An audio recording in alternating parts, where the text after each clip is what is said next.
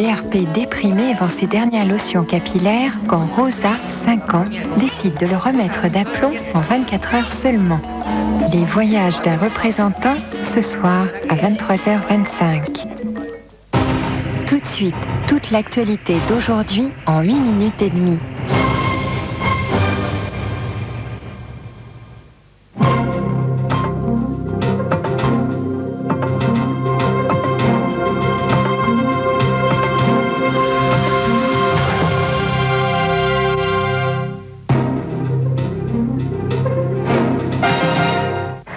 Fin de la mission de l'ONU au Rwanda. Les 1400 casques bleus de la MINUAR ont 6 semaines pour se retirer. Le mandat de la MINUAR, prolongé le 12 décembre dernier par le Conseil de sécurité de l'ONU, n'a pas été renouvelé, les autorités de Kigali s'y opposant. Le gouvernement à majorité Tutsi refuse de discuter avec les Nations Unies. Il accuse l'ONU de n'avoir rien fait pour empêcher les massacres perpétrés par les Hutus il y a 2 ans. En 1994, les massacres de Tutsis et de Hutus modérés ont fait 1 million de morts. 2 ans après le génocide, la paix est loin d'être acquise au Rwanda. Après la prise de pouvoir des Tutsis, près de 2 millions de Hutus ont été se réfugier dans les pays voisins. Ils refusent de rentrer par peur des représailles. Le départ de la MINUAR brise tout espoir de retour volontaire de la population Hutu. Néanmoins, l'ONU ne quitte pas complètement le Rwanda. Kigali permet à 80 observateurs des droits de l'homme et à une dizaine de fonctionnaires de l'ONU de rester au pays. Leur mission, protéger les réfugiés et renforcer l'appareil judiciaire. Le problème de la justice est essentiel. Il y a eu, disons, autour d'1 million de morts. Il y a actuellement 60 000 prisonniers. Il n'y a eu encore aucun procès. Le tribunal pénal international se met en place, mais il n'est qu'à ses débuts également.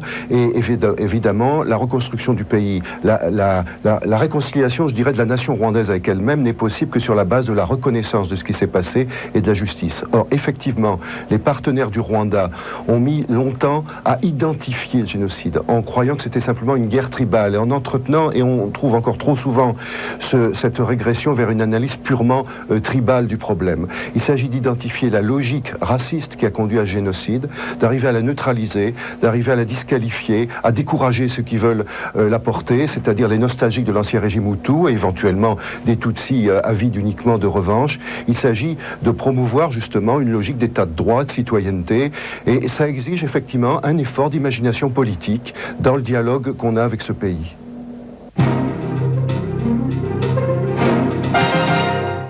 Toujours l'exode à Ilidja, dans la banlieue ouest de Sarajevo. Les derniers habitants serbes plient bagages. Dans 3 jours, cette zone passera sous l'autorité de la police croato-musulmane. Ils ne veulent pas rester et cohabiter avec les nouveaux arrivants. Ils préfèrent prendre la route de l'Est vers les territoires serbes de Bosnie. Mais avant de partir, ils mettent le feu aux dernières habitations.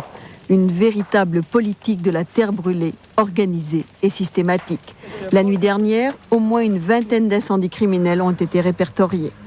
Le général commandant la division de multinationale Sud-Est a décidé hier de renforcer le dispositif de sécurité générale dans l'Ilidja et autour d'Ilidja, ceci afin de prévenir de nouveaux incendies.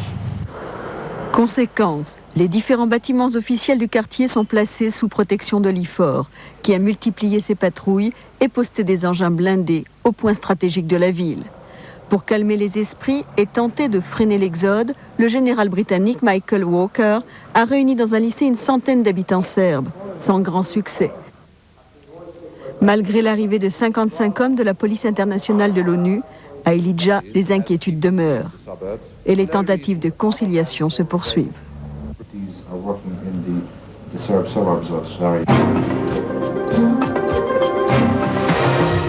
L'opposition serbe montre sa force à Milosevic. Environ 20 000 personnes ont manifesté à Belgrade pour demander la démission du président serbe et exiger des réformes démocratiques.